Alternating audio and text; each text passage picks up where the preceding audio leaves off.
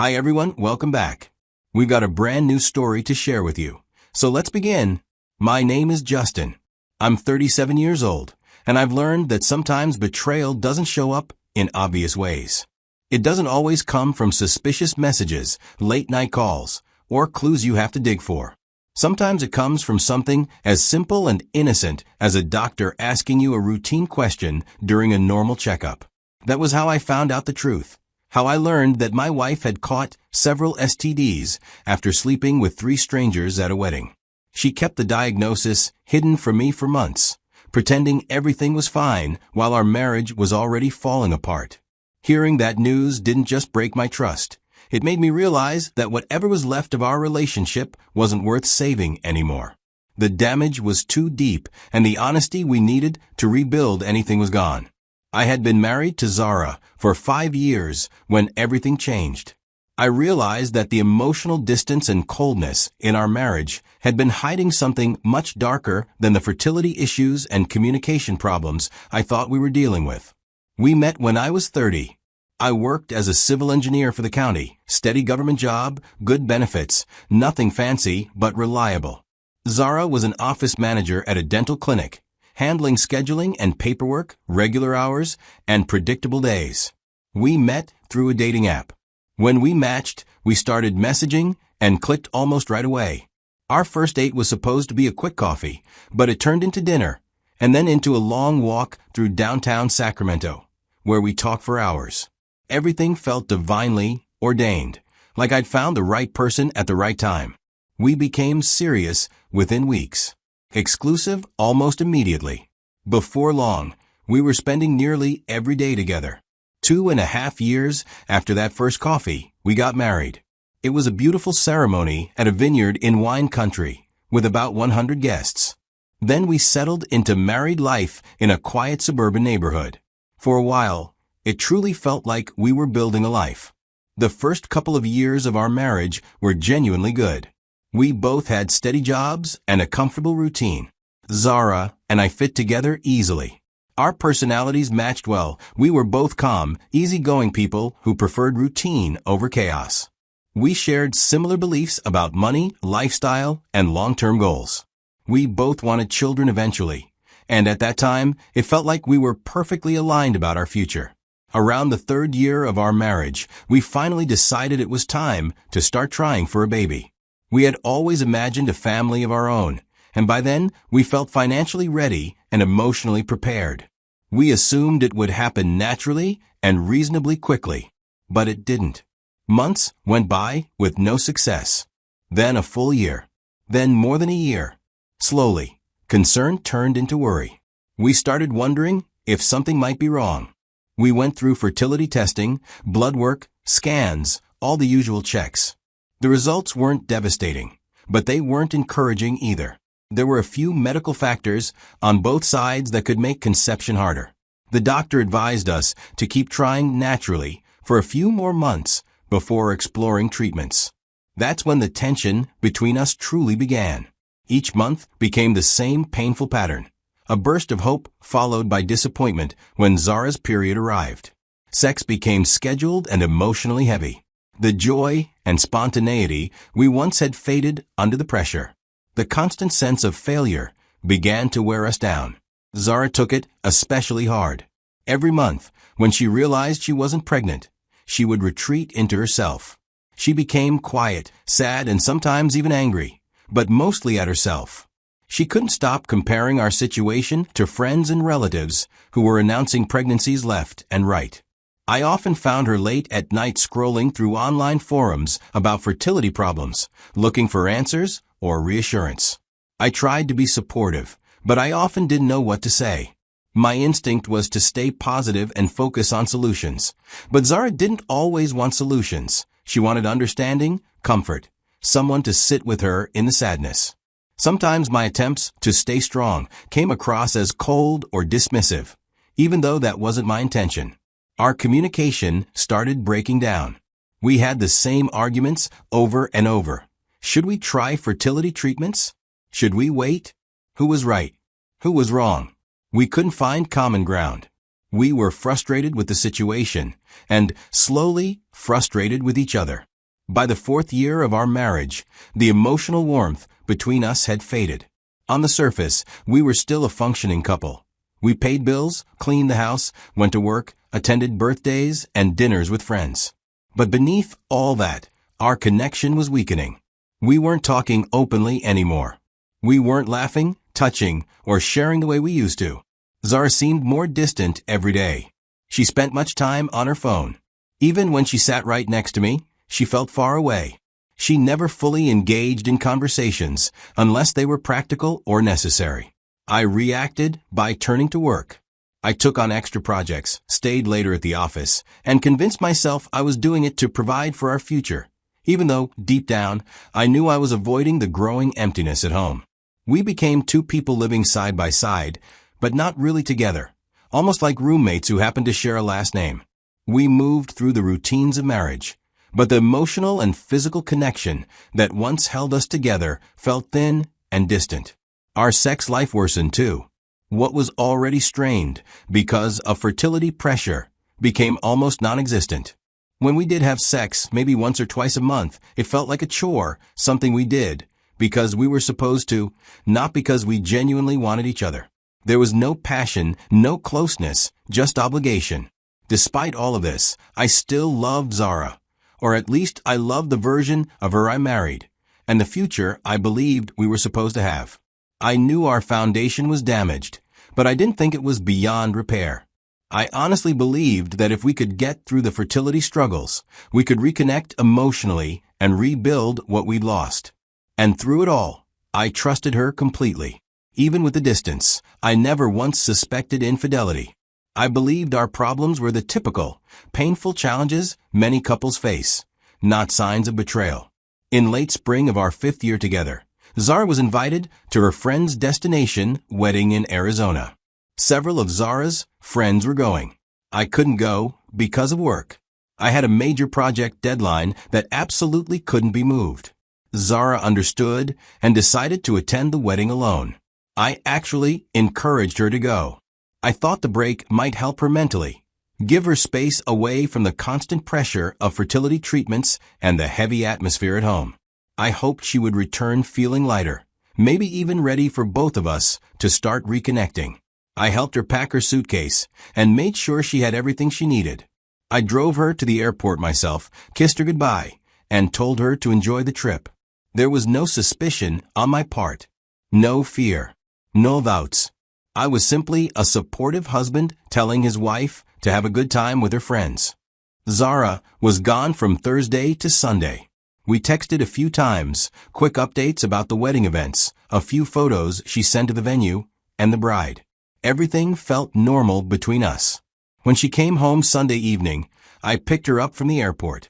She looked tired, but that seemed normal after a busy weekend and traveling. But over the next few days, she didn't get better. Instead, she looked worse. She said she felt run down, had a low fever, and was exhausted. I grew concerned. I asked if she wanted to see a doctor. She brushed it off, saying it was just stress and that she needed rest. But her symptoms didn't go away. After several days, she finally agreed to visit our family doctor, who had known us for years. She scheduled the appointment for a Wednesday morning while I was at work. I didn't think anything serious was going on. I expected she'd be told to rest and given some basic medication. When Zara came home from the appointment, she told me the doctor said it was just flu-like symptoms. She said she'd been given some medicine and would be fine soon. I believed her completely. I had no reason not to. She had seen the doctor. She had a diagnosis. It all seemed ordinary. What I didn't know was that the tests had shown something else entirely. Zara had tested positive for chlamydia and gonorrhea. She had contracted multiple sexually transmitted infections. She'd been shocked and embarrassed by the diagnosis. The doctor had prescribed antibiotics and told her that I should get tested too, since we were married and supposedly sexually active. Zara agreed in the office, but she never told me any of this. She quietly filled the prescriptions, hid the antibiotics in her purse, and took them in secret over the next few weeks, pretending she was recovering from the flu. As the weeks passed, the antibiotics did their job. Zara slowly regained her strength. The fever and exhaustion disappeared. On the surface, life returned to normal.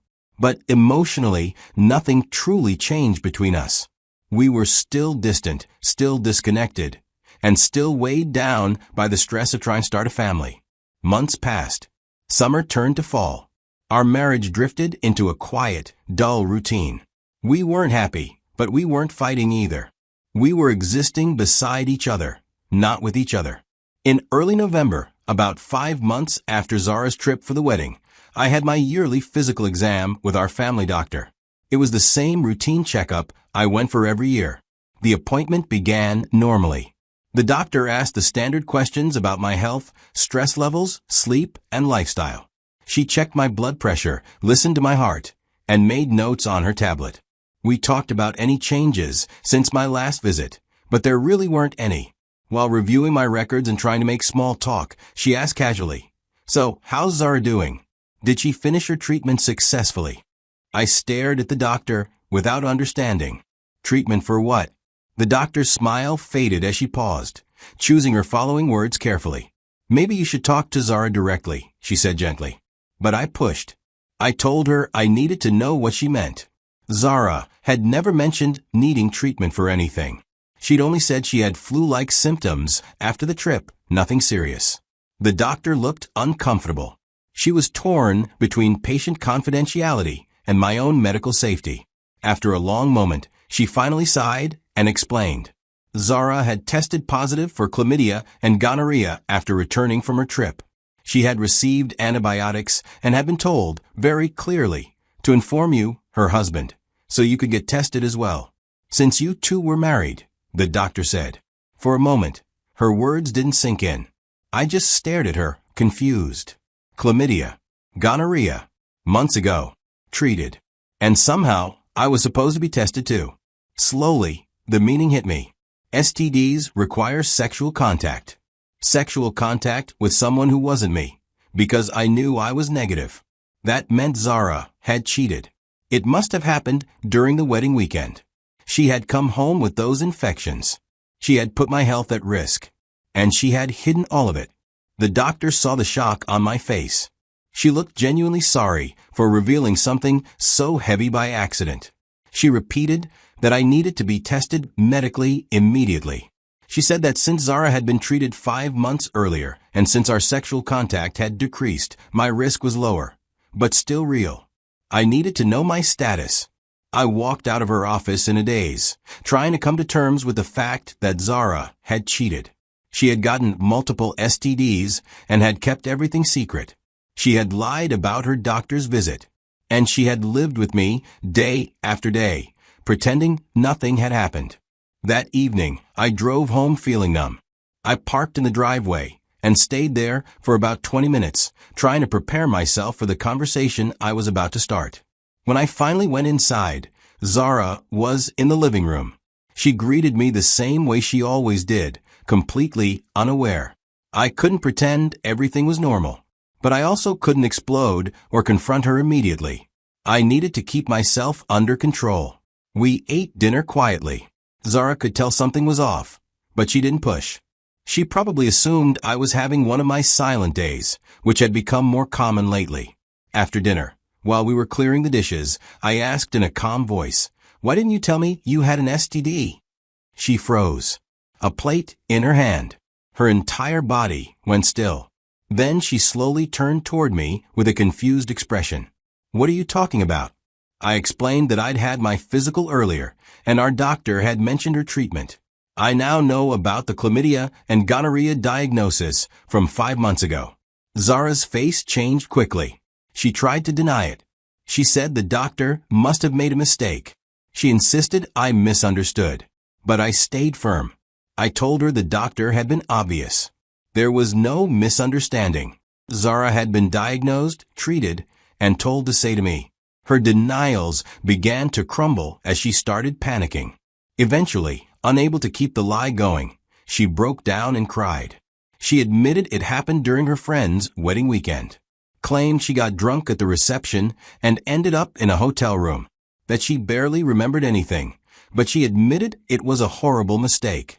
I listened, feeling sick, and asked questions I never wanted to ask. I needed the truth, even if it destroyed me. Piece by piece, it came out. It wasn't one man. It was three. 3 different men, on one night. Friends of the groom. People she barely knew. Encounters she claimed not to remember because of alcohol. The betrayal was so massive I couldn't even understand it all at once. This wasn't one mistake. This was multiple choice. And then 5 months of lying. My voice trembled as I asked, 3? You slept with 3 people? Brought home diseases? And hid it from me for 5 months. She kept crying, trying to justify it. She said she was drunk, scared, and ashamed. She said she panicked when she got the diagnosis.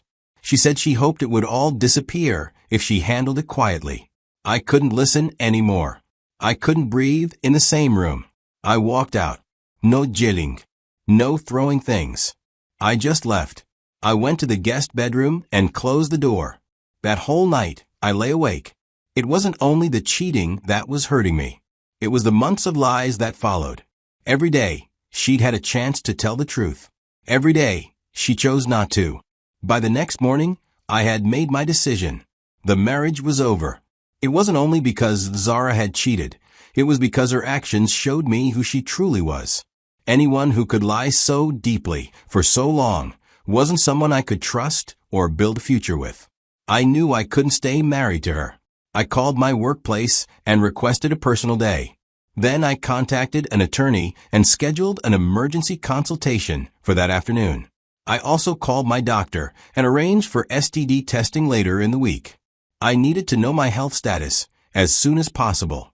When I finally stepped out of the guest room that morning, Zara rushed toward me. She tried to talk, to apologize, to explain herself. I kept my voice calm and told her I had already contacted an attorney and that I would be filing for divorce. I told her there was nothing left to discuss. Her reaction came in waves. She told me I was overreacting. She insisted it had been one stupid mistake while she was drunk. She begged for reconsideration. She said throwing away 5 years was crazy and unfair. But my mind was made up. There was no fixing this. The trust between us wasn't cracked. It was shattered beyond repair. The STD test results came a few days later. Thankfully, everything came back negative. Because we hadn't been intimate much in recent months, and because of timing, I avoided infection. Physically, I was fine, but emotionally, I wasn't. The emotional damage felt like an infection of its own, something a clean test result couldn't heal. About 3 weeks after discovering everything, I filed for divorce. I had my attorney prepare the paperwork. Zara was served at home while I was at work. She called me immediately afterward, angry and upset. She accused me of being cruel and heartless. She said I was destroying our marriage over one mistake. She demanded that I give her a chance to make things right. I didn't argue and I didn't explain. I simply told her that from then on, all communication would go through the attorneys. I had nothing more to say to her directly. News of the divorce spread quickly. In our social circle, nothing stays private for long. Zara tried to control the story. She told some people we had grown apart that I was being unreasonable, and to others, she claimed that the divorce was a mutual decision, or even mainly my fault. But when people asked me directly, I didn't hide the truth. I told them she had cheated at a wedding, contracted STDs, and kept it a secret for months. I said to them that these facts made it impossible to continue the marriage. People reacted in different ways. Some were shocked and supportive. Others felt I was being too harsh, saying that everyone makes mistakes and that 5 years of marriage deserved another chance. But the people who mattered understood what really happened. They knew this wasn't a single mistake, but a series of choices. They knew hiding an STD diagnosis from your spouse isn't just cheating. It's risking someone else's health. The divorce process moved forward, but not the way I hoped. California is a no-fault state, so even though I had proof of her infidelity, it didn't change asset division or spousal support decisions. The court ruled more in her favor than I expected. Despite everything, she received far more in the settlement than I thought she would. She was even granted spousal support for a few months.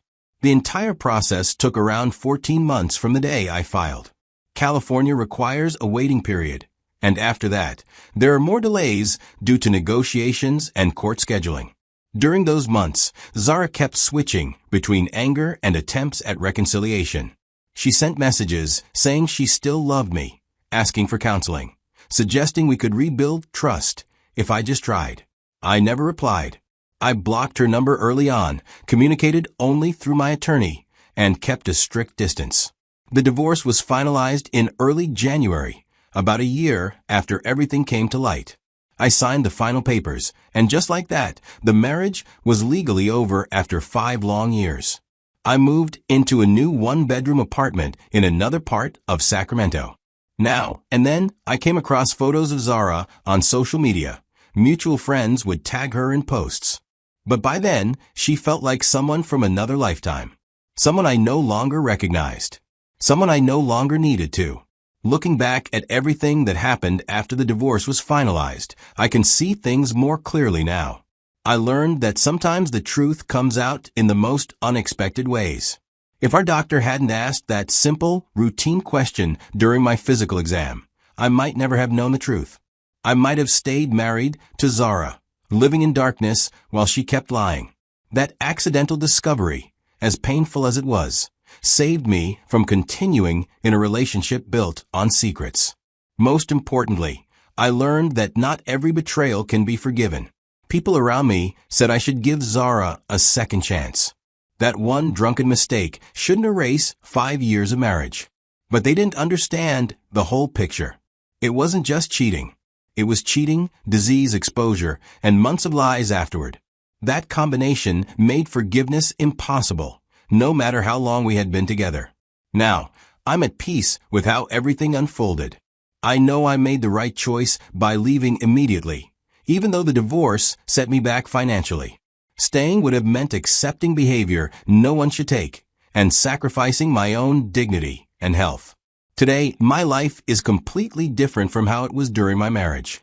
I'm living on my own in my apartment, feeling more stable than I have in a while. Let me know what you would have done if you were in my shoes.